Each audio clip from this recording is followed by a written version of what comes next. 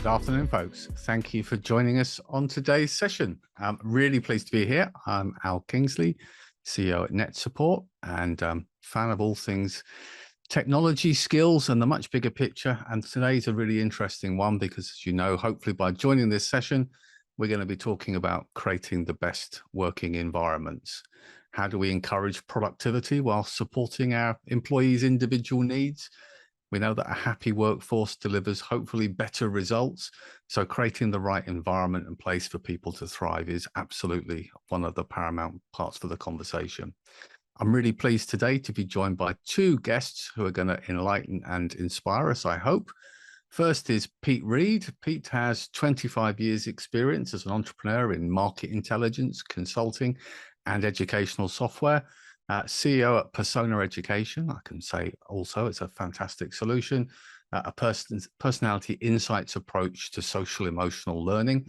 And alongside Pete, we also have Chelsea Slater. Again, Chelsea, welcome to the panel.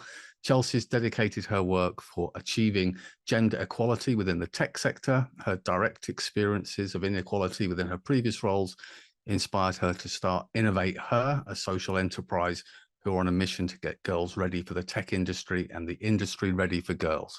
Fantastic. Welcome to you both. Lovely to have you here. Thanks for having me. I have no doubts we're going to share some thoughts and ideas and maybe have a smile on the way. So welcome to both of you. I'm also going to break with rules, but seeing as I'm chairing this conversation, the rules are out the window. At the end, I'm going to ask you to give us a sort of 67 pitch around your solutions and what you offer so that listeners who at the end of it can choose to go and find out a bit more about the things that you have in your portfolios. But let's start with a hot topic, something we've seen at NetSupport and many workplaces have seen. The landscape is changing, the working landscape is changing, and now we're looking at remote and hybrid environments. So what do you see as the landscape as we move forward now in terms of what the workplace look like? Can I start with you, Chelsea? Yeah, I think for us, it's the landscape has just become like this is just a little bit more normal for us. So for Innovate Here in particular, we went fully remote actually during the pandemic, and then since we've continued with it. And I think that that's becoming the norm. The more we talk to employers within the sector, they are looking at like either fully remote or hybrid environments. I think as well, we've seen there's been a huge advancement in terms of technology that we can use within the remote sector as well. Tools like Slack has become like super popular, Monday.com for project management, Zoom, Teams, like all of these technologies have just become prolific in the way that we work as a remote or hybrid team now, and they are becoming more and more advanced. So that's like brilliant to see. And as a user of that with a team, we're only a small team of 10. But we are based across the UK. We only see each other in person once a quarter. We really take full advantage of these technologies, and they're just getting better and better and better and more collaborative. So I think what that's allowed us to do as well is have the best of both worlds. I don't think fully remote is necessarily the best way for businesses to do business 100% of the time. I'm a big believer of, even though we are fully remote, having like human connection in person. But, these technologies, and because of the pandemic, allowing us to look at how we could do this a little bit more remotely, it has given us the more options and more choice. So for us, it's been really great to see, and yeah, the landscape for it, I think, is set up in a much better way than it was pre-pandemic. Pete, I don't know if you want to add to that. Thank you. Before I jump to Pete, because I want to kind of look at different perspectives, you talked there about technology and how that's empowered that flexibility.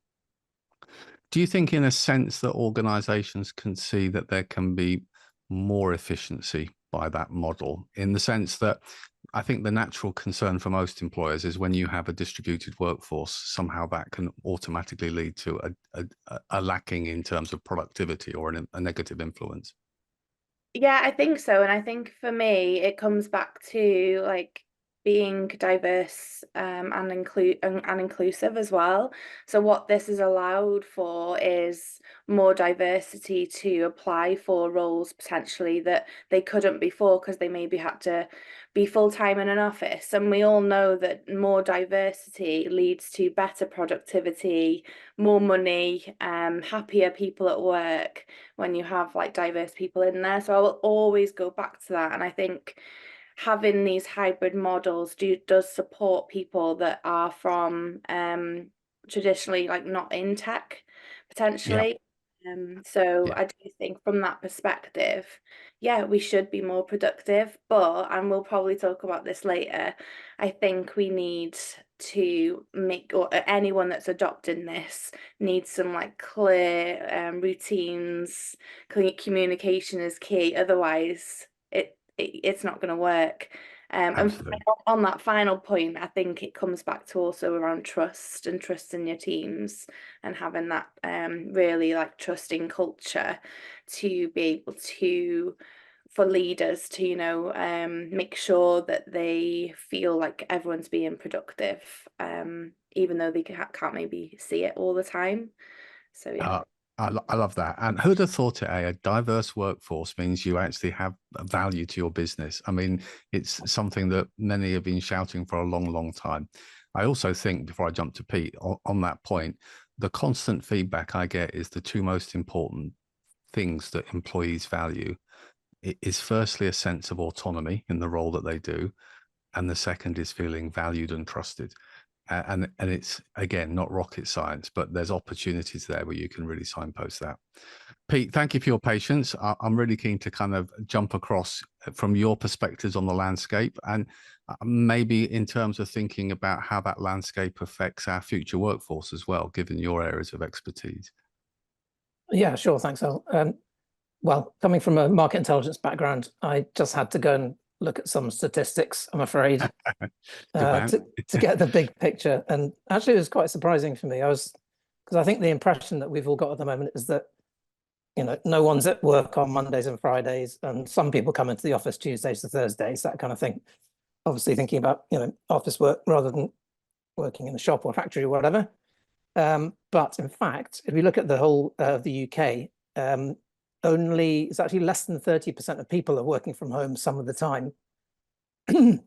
So you've still got, 10% of people are not working at all, but you've still got 60% who are doing 9 to 5, 5 days a week, which was interesting to me. And then only 10% are working from home all of the time, which is actually a bit, again, lower than I was sort of thinking, and the impression that we get from what's in the news these days and that kind of thing. So that was kind of interesting to see what the big picture is there. And also, I think I've seen campaigns in London where the mayor's office is trying to get more people to come into the city on Fridays, that kind of thing. But Yeah. actually, interestingly, again, the day when most people work from home is actually Tuesdays for some reason. Interesting. Interesting. And the day when most people are in the office is Mondays. So yeah, it's kind of when you actually look at the objective stats, it's an interesting picture.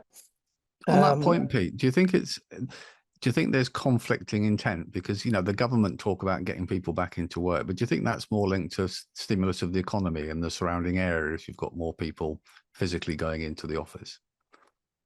I'm sure that's part of it, yeah, because it was really noticeable, wasn't it, in sort of 21, 22, the hollowing out of the city centres and that kind of thing.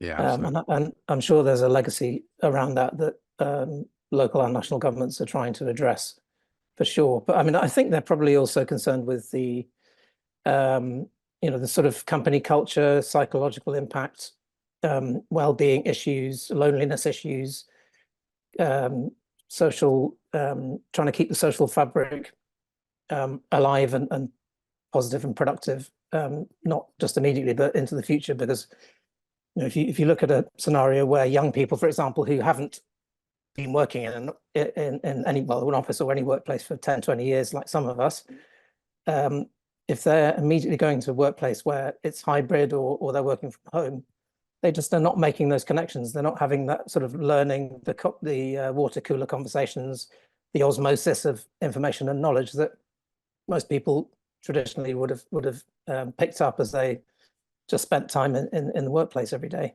So I think that, looking at a longer term trend, that is going to have a negative impact on not only those individuals but society as a whole, if something isn't done to address those the sort of cultural gaps that are going to appear there. Yeah, and that's really interesting because there's a demography factor, isn't there? When it comes from working from home, there's an assumption that everyone's home is the same, and yet we all have different environments and place and space. And yeah. I don't wish to be ageist, but there is a sense that when you're new to the workplace, as you allude to, there's more waiting on that need to develop those interpersonal relationships, understand the different stakeholders in the organization. It's perhaps a bit easier if you've worked in the same place for 10 years to step away because you've got that relationships already established and that work pattern, and that routine that Chelsea talked about kind of articulated together.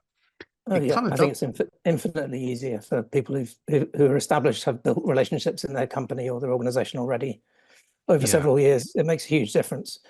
I mean, not only that, just the professional relationship is one thing, but young people in their 20s, when they're at work, they actually, a lot of them will be relying on work for their social life and to build new friendships, find people to hang out with and all that kind of thing. And if you're stuck at home on your own in a 1-bedroom flat, you're just not getting that. And that's not healthy. And actually, interesting, one more stat for you. Although 50% of people said working from home means they can get more done faster because there are fewer distractions, actually a quarter of people said there are more distractions at home. I guess they're, thinking about, I don't know, TV, their bed, lying on the sofa for half an hour, playing with a dog or whatever. But that was an interesting one as well, that people are not necessarily exclusively thinking it's a great thing to be working from home all the time. No, I think one of those things that we're probably going to unpick here is about that need for employers to think about flexibility, because everyone's got different living experiences and we want to try and find ways to accommodate. And sometimes it's just about having the opportunity for flexibility when the need is, or you struggle with a very noisy cockapoo dog, as I might do, that requires disruption at certain times. But this is all about collaborating with our workforce, communication, fostering that work environment. So one of my questions was, with companies trying to look at ways to foster flexible working, do we think that there are significant negatives around that kind of remote hybrid working to consider? We've obviously touched on one, which is the need to build that kind of culture and relationships within the organization. But does it stretch beyond that from your point of view, Chelsea? Sorry, I was unmuting myself there. I don't think that the negatives outweigh the positives for sure. I like, from my own personal experience, and that is all I can go off, and running this organization for over 12 years, I have seen so much benefits of going fully remote, not only because we have attracted different perspectives and people in terms of talent, because I can now hire anyone from across the UK, but actually we've had to think really innovatively and creatively as a small team to get the communication and collaboration practices to where we need them to be to actually make them work. And I think by doing that, we've thought about things just much differently, which sets us apart from other organizations. It's meant that we've had to relook at our policies and make them super progressive. And actually it's really hard, because not many people have policies like that. So I think when you've mastered, I was going to say when you've mastered the communication and collaboration side, but in no way means we have mastered it. There is challenges there for sure. I do think what it's given to the team in terms of a better work-life balance, and I don't even love that term. I feel like what life should always or like personal life should always really come first. But I think it's given people the opportunity to spend more time with their families, to do other things, to have a more, you know, healthy lifestyle as well. Mental health wise, I think we've worked really hard on that policy.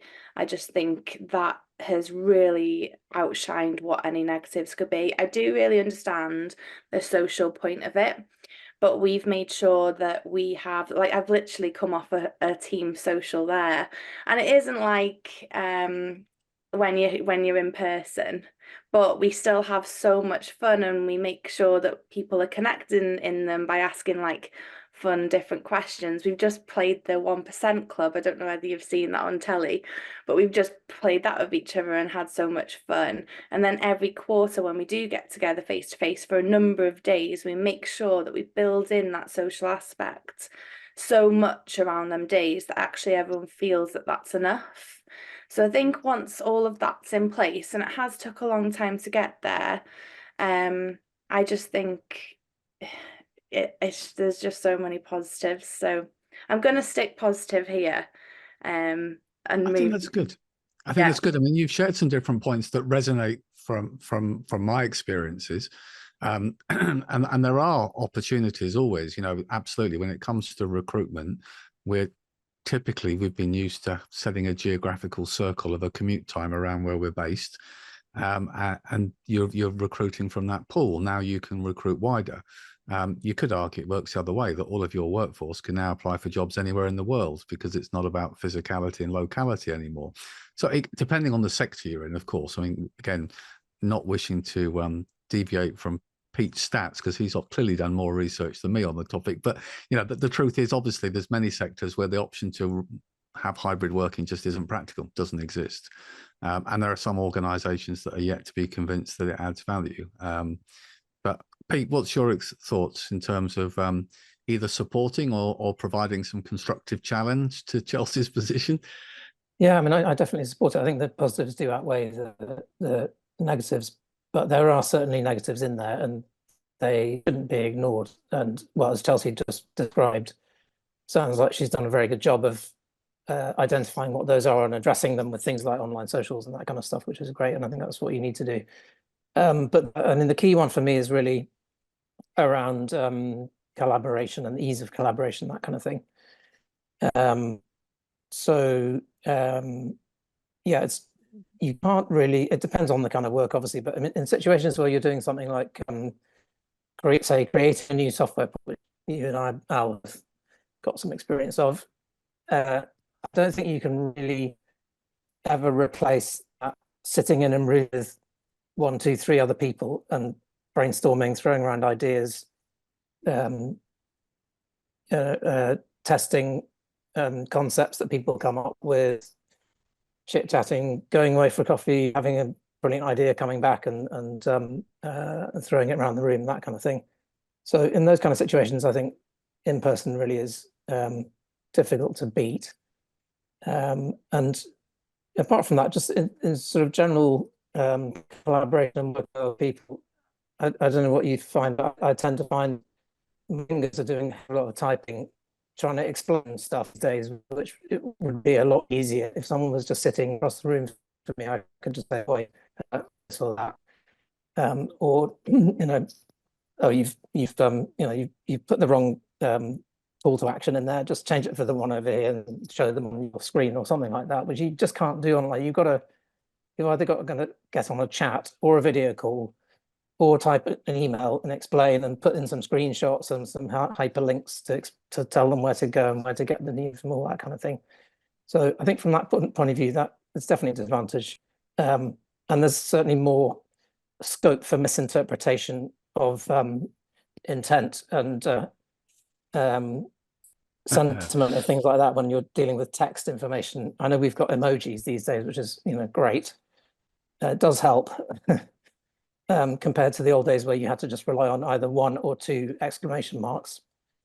But I think there's still a lot of potential for, especially in big organizations where people don't necessarily know each other that well or as well. There's scope for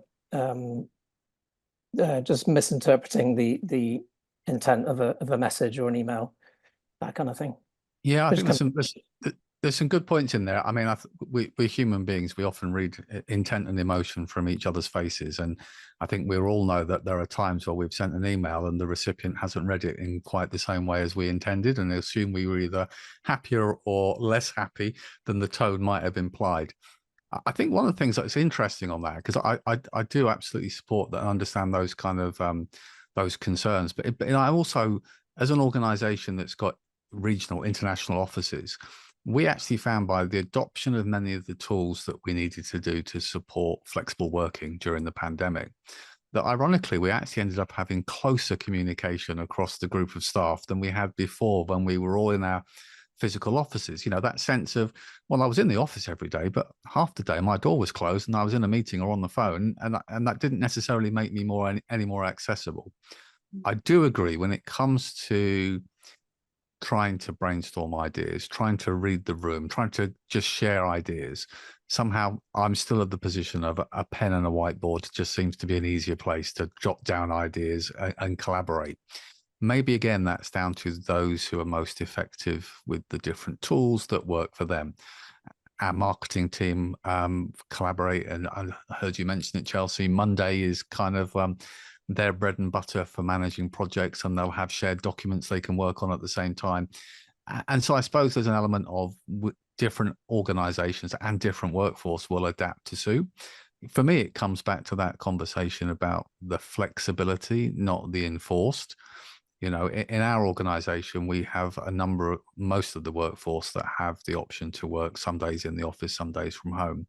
But there's a degree of flexibility. Some want to be in the office all the time, and some have good reason to be popping in less of the time. And whether that's we've saved them an hour each day travel time, or whether it's just they need time to concentrate in their intentional silo, working on a piece of work or project, and then want to come back and collaborate. And again, maybe we're lucky that we have that flexibility, but clearly there's definitely things to consider. Perhaps the most important one that I would say is when staff are struggling, whether it's professionally or personally, I feel that's an area where you just need to be able to sit down together and need to be able to provide that support. And that is something which is much harder in the digital realm. And I think that's one probably from the nodding we can all kind of associate with. There's one of the questions that we had on the list to talk about. I'm trying to be very upbeat because we're trying to look at all those different positives, but without being too ignoring of some of the challenges that companies have either had to face or need to start thinking about. You know, not least in a world where it's very competitive landscape to recruit staff. You know, hybrid can be the difference between finding good workforce or really being in a difficult position. So some are having to adapt through necessity, not necessarily through choice. But with a dispersed workforce, what, if any, are the considerations to mitigate any downturn? Chelsea, do you want to kick off on that one? Yeah, I think I've mentioned a few of the things. I think effective communication, as we've said, is critical. And one of the things I resonated there is when Pete was talking about people like like communicating things or not understanding fully where someone's coming from because you can't see them. Like we that is my biggest challenge in work is there's friction sometimes within the teams because an email wasn't sent in a tone that someone else likes. So I think for me, it's really important to establish like clear communication tools, but also that tone of voice. And that's something that we do at Innovate here is we have a clear communications guide with like examples of like how to give people feedback virtually, whether that's on a video call or written, because often a lot of feedback can be given through written means with it being remote. So having that clearly in place, and we go through that with the whole team every single year or when a new starter comes along. We also do like personality profiling. We use 16 personalities, which is free. We do that with every single person, and then they present like what their strengths and weaknesses are, whether they agree with it or not. And we really get to understand people on a bit of a deeper level by reviewing their personalities so that people can understand where people are coming from.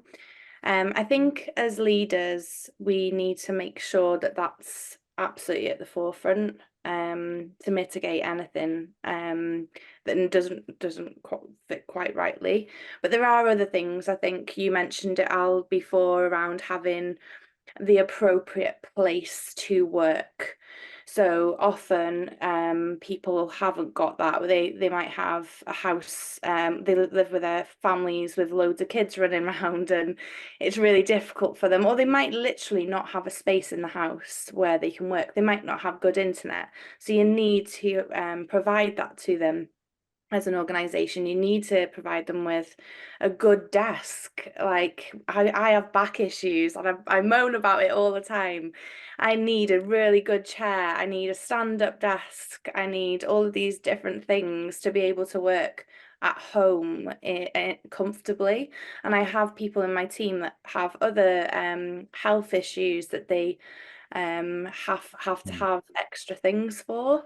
So it's, as a leader, and making sure that you've got all of those in place. We've mentioned wellbeing, making sure that you focus on mental health and ask people and allow people to have that conversation with you around health. And again, it's on to the leaders to encourage that conversation to happen. I think if we have all of these things in place, then it will work. But if we don't, it won't. And I think as well, we need to be consistently working on them. There's no point doing a communications guide or a mental health workshop once. New people will join the team. You forget stuff as well. So repeating stuff, I think, is really important, and that will mitigate the downtime. So I think there's lots of ideas there, and I do get, because I think we constantly remind ourselves within our organization about how we do activities, not to assume bring staff together.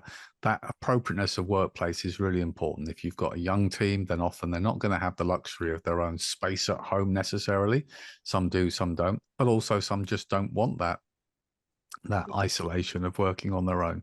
And I think equipping different spaces, I know in my office that we have some staff close by that are sitting on large inflatable balls all day, which I'm told is a good thing to do. And some have desks that zoom up in the air so they can stand all day. Both personally crazy ideas, but it clearly works for some. But that sense of just not assuming that everything's going to work for everyone, I think, is really important. Just deviating slightly, because you've covered some good points there. Pete, do you think some of these, if we reflect on the 30%, but this new kind of landscape, do you think it plays to different skills and soft skills for young people who are coming through education and moving into the workplace, and potentially create some kind of things we need to be supporting and nurturing in our future workforce? Yeah, I think it does.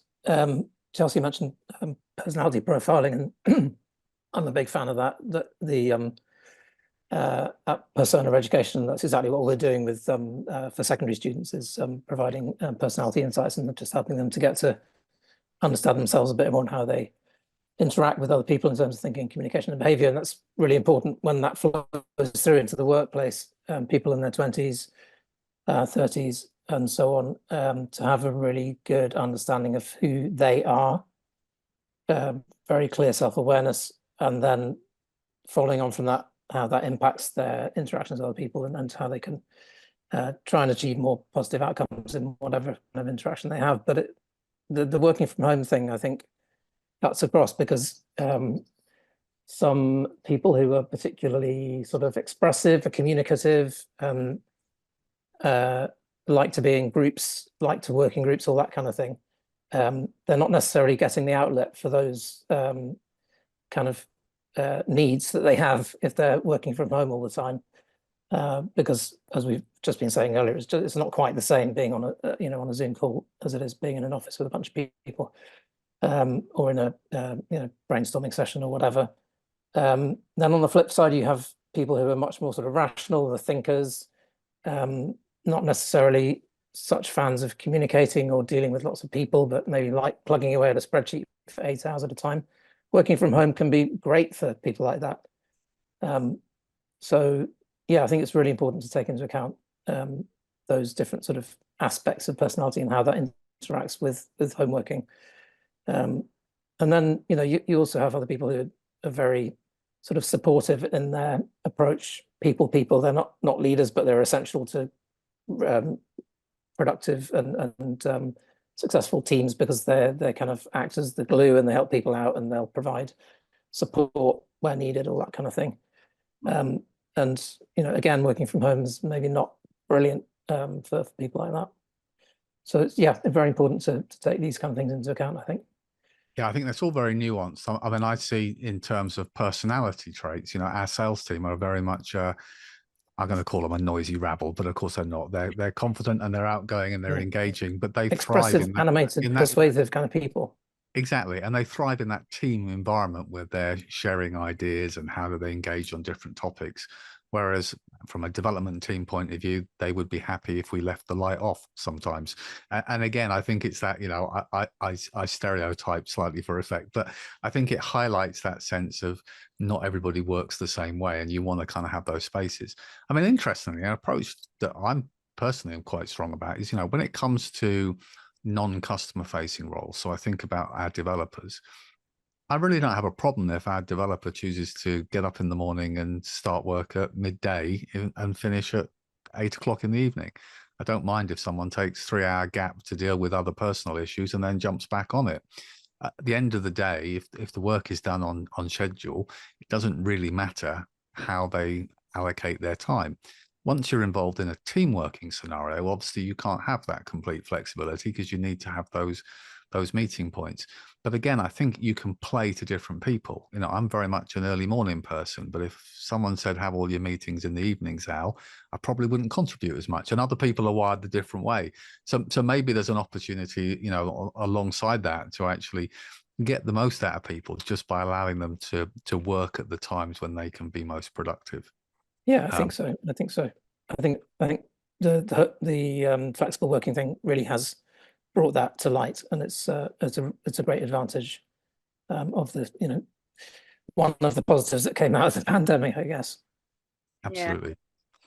Absolutely. Let's move on to a big topic. I'm going to dive to you, Chelsea. Diversity and inclusion plays obviously a really important part in any positive working environment.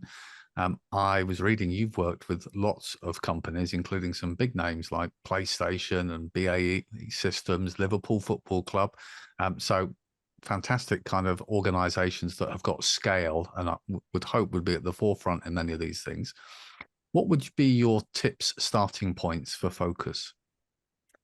So for organizations like that, obviously they're big organizations, they've got more resources. So I'd say different things to them than I would to someone maybe just starting out on their ED&I or diversity and inclusion journey. But I've picked out like my top 3 like points that I bang on about all the time in many of my talks, and I hope resonate. But I think the thing that I see or have seen in the last like 12 years or so in working in this space is a lot of companies aren't consistent with their ED&I approach.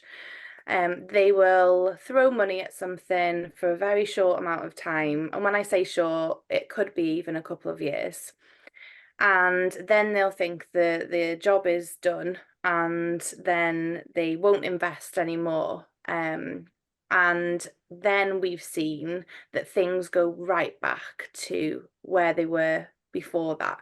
So they might have had an increase of women working in their organisation, or ethnic minority groups if that was their focus. But as soon as you pull that plug, then you go back to square one, because you need to be consistent. So I would say, like, it's not a one-time effort, and I think consistency is absolutely key. Having a long-term strategy in place for ED&I is so important. And having a strategy is my second point. I think we talk to a lot of businesses about ED&I and say like why it's so important, which is for many reasons that I've even touched on before, like more money, happier people, more productivity. But I think when we when we do eventually inspire these organizations, they realize that actually this needs to be quite strategic. It needs to be aligned with their recruitment goals and their people goals and their wider business goals. So having a strategy in place and setting goal, like any business objective, you need like a clarity and a clear direction to go in. I think having something specific for ED&I is really important.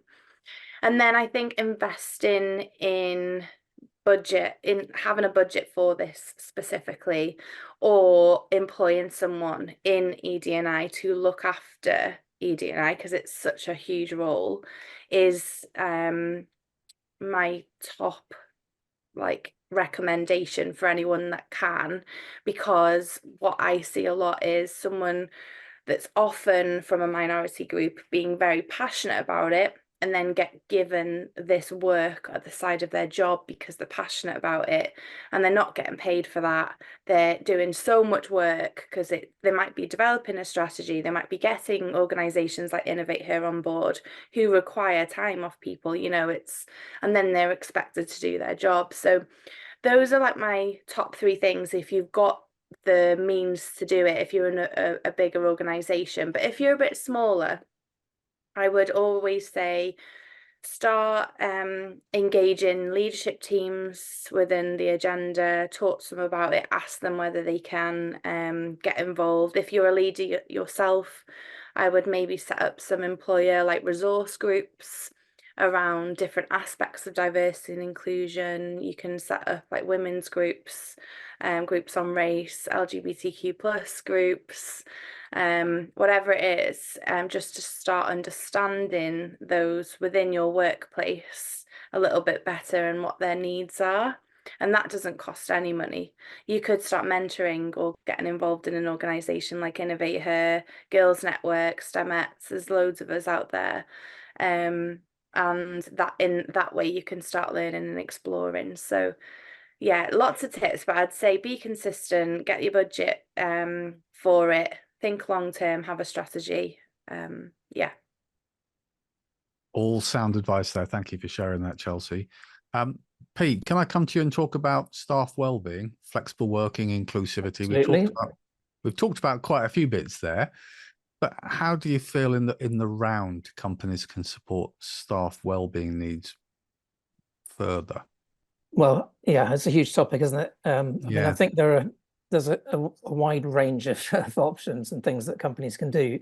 I think it ranges from sort of ostensibly quite small things like just having, as you were saying earlier, flexible working hours, for example, not requiring everyone to be there 9 to 5. Some people, need to go and pick up kids from school. They've got their dog that starts moaning at them at 3 p.m. regularly every single day if it doesn't get taken out, that kind of thing.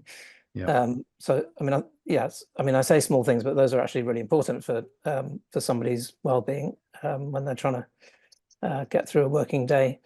Other sort of practical things like just thinking about the workspace itself. I worked in Asia for a long time, and the sort of traditional workspace in an Asian office is 100 square feet. Horse box, basically. Everyone gets one of those, and that's it.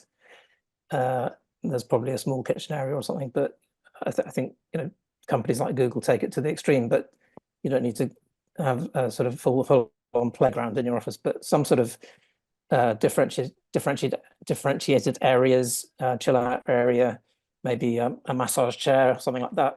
Maybe some free or cheap healthy snacks that employees taking a break can take advantage of, that kind of thing.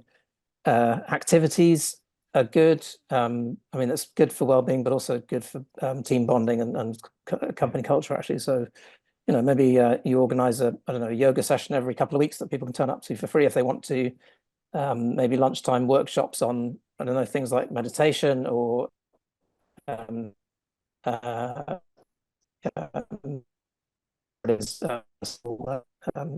safety, or even things like bringing in somebody to do chair massage on Friday, that kind of stuff. Those things are small, not very difficult to arrange, and actually can make a huge difference.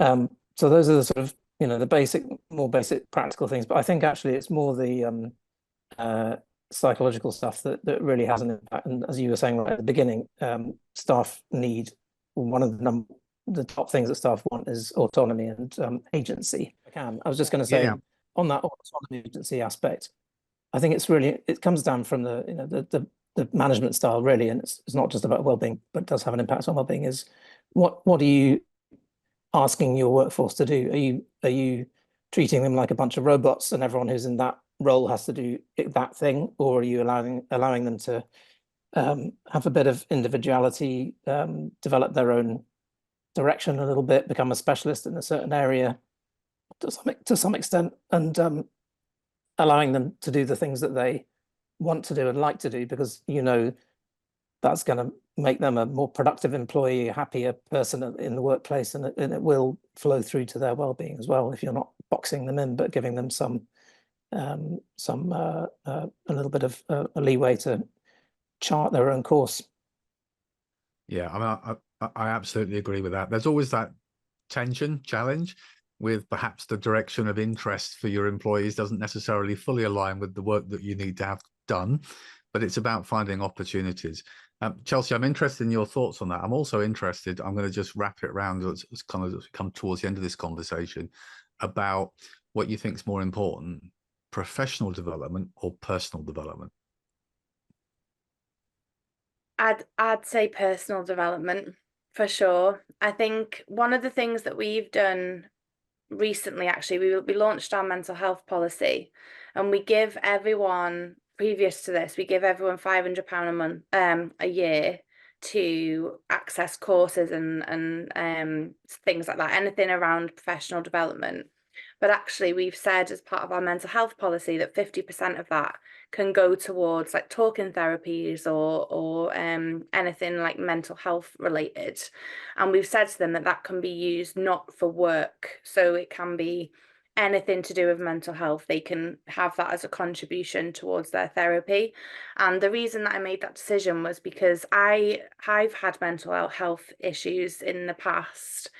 They're not even issues, I don't know why I say issues, but mental health struggles. And I'm really open with that with my team, which I think is really important, but also it really affects my work. So if I'm not looking after my own mental health, then it will come into work. I won't be able to be as focused, or I'll be a little bit more stressed. I might, interact with people a little bit differently because I've got so much going on in my head. So because I've noticed that, and I've done so much around my personal mental health to be able to be better at work, I'm a huge advocate for doing that and allowing others to do that in the workplace.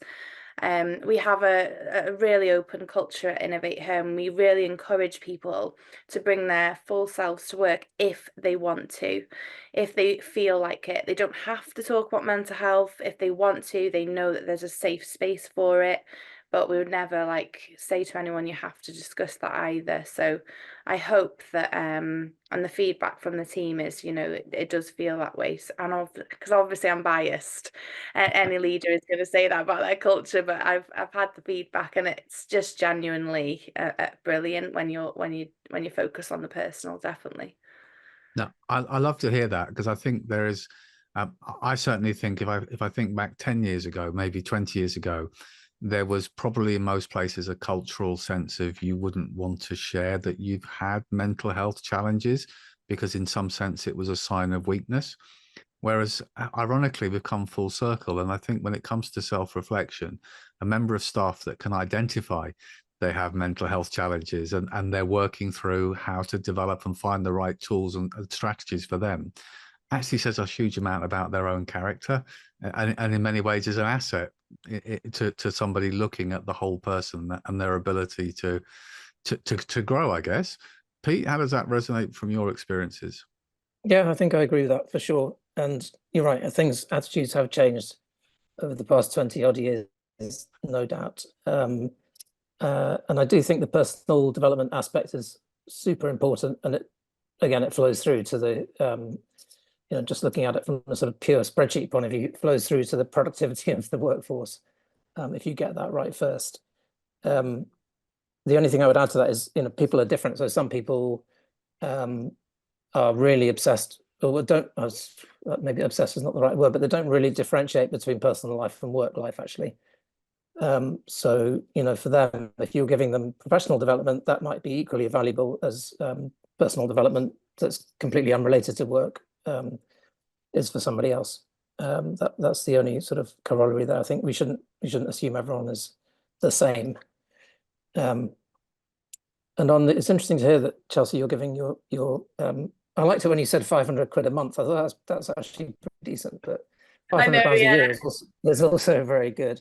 Yeah. But on that, I mean, what my policy there really is for professional development or even personal development. If staff wants to, if a member of staff wants to learn a new language or do a I don't know, naturopathy course or whatever it is, we will reimburse them 60%. We don't reimburse 100%, and that is to ensure that people choose carefully what courses they're going for, actually turn up to it, finish it, and take it seriously, because they're investing some of their own money in that, and that sort of ensures that they really want to do it and they're going to do it properly, and it's going to be beneficial for them and ultimately for the company as well. Yeah, I love that. That's really nice. Yeah. Chelsea's going to go back to everybody this evening and say it's now £400 because Pete says you've got to spend it. I know. Well, we've said it's a contribution anyway, because therapy is quite expensive, isn't it? But yeah, contribution. But I really like that from a professional point of view as well. Unless we need someone to go through training, and we'd obviously pay for that. But I think, if they want to do something, that's just a nice way of doing it. Yeah.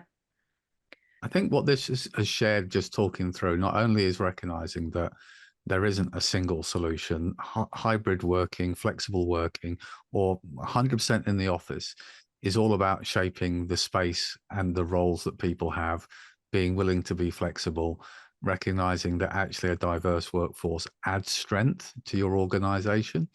And I'm trying to sort of wrap the points all together, that actually it's a really positive thing to talk about how you're doing, how you're feeling, and at the same time recognize that whilst we all want to acquire new skills, learning the skills about how we can be the best version of ourselves is just as important as whether we're the quickest on a spreadsheet. There's lots to talk about, and if anything, this is really about encouraging that conversation in the workplace.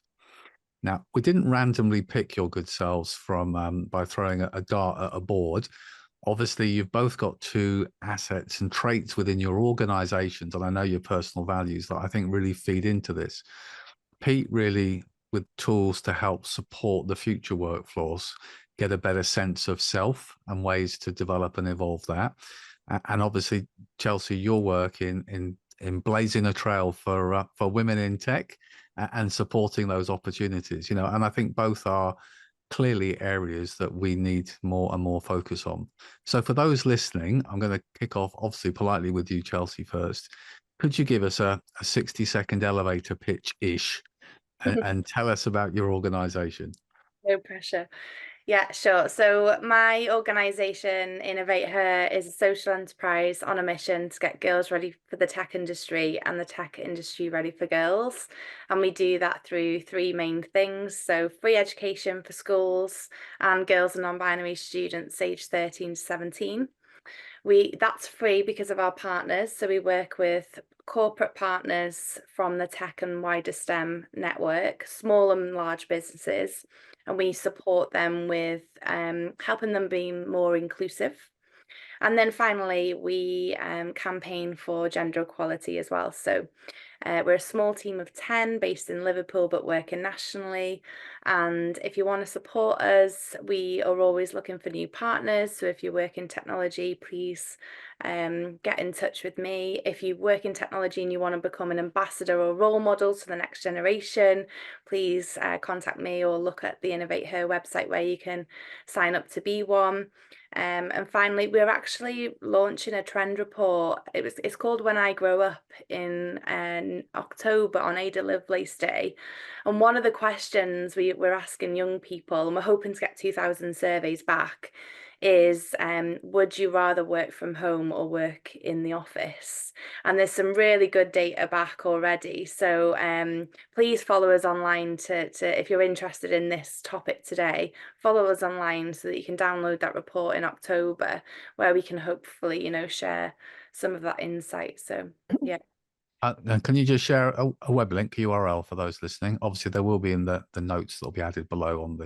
Shall I put that in the chat, or shall I just share? Just read it out for everybody. Yeah. Yeah, so it's www.innovatehere.co.uk. Thank you. We'll make sure I say it's in the show notes, but it's always good to give a shout out. Brilliant. Pete, talk to us about the amazing Persona Education. Yeah, thanks, Al. Yeah, we're a Bristol-based edtech company. Started around 4 years ago, just pre-pandemic by chance. But actually what we're doing did get a lot of interest during the pandemic because it's all around boosting young people's well-being. And we think about that in three contexts. One is their social well-being, the second one is their learning or academic well-being, and the third one is their workplace well-being, employability. So what we did is we've developed a online student personal development learning platform for age 13 to 19. So those really critical teenage years when, well, as we've all been teenagers, we know most people struggle in one way or another during those years on working out who they are, how they want the world to see them, what's their position in the world, all those kind of things. And the approach we take is through personality insights, which is quite a unique kind of approach. So our pedagogy is all hinged around, first of all, knowing yourself or empowering students to get to know themselves, then using that knowledge to understand what's making other people tick, what makes them interact with them in a certain way, how they're thinking, communicating and behaving, that kind of thing. And then using that to develop 22 life skills, which we researched and defined very carefully, tapping into all sorts of different sources. So they range from quite practical things like goal setting and time management through to more intellectual areas like critical thinking, creative thinking, problem solving, those kind of things, and then onto more personal aspects. So that's areas like empathy, respect, self-awareness, those kind of things. So our platform really helps these teenage students develop all those skills, and that will in turn give them a better social life. They'll do better academically. 10 to 20% higher exam results has been proven in quite a few different studies around this area. And then as they get older, it'll improve their career readiness and employability. So that's what we're all about. Our vision is quite a ambitious one. We are looking to develop a world with more collaboration and less conflict, which is quite a lofty goal, but we think it's a really important one. We've had over 500 schools and colleges around the world in 46 different countries so far signing up for the platform, with over 150,000 students, which is fantastic. 94% of the students report that they have learned how to develop the life skills we're trying to develop, which is also great. 95% of the teachers are rating us excellent or great on EdTech Impact, so we're really proud of that as well. Website, just to wrap up, is www.persona-life.com. Fantastic. Thank you both for sharing those snapshots. I hope those listening today, or as often is the case, we tend to find people are dipping in over the coming weeks and months to our collection of resources. We'll have a chance to perhaps explore and make contact with you both in your respective roles. But for today, thank you for joining, sharing your insights. It's been a pleasure to have you on the show, and look forward to seeing our listeners for the next episode. Thank you so much. Thank you very much. Thank you.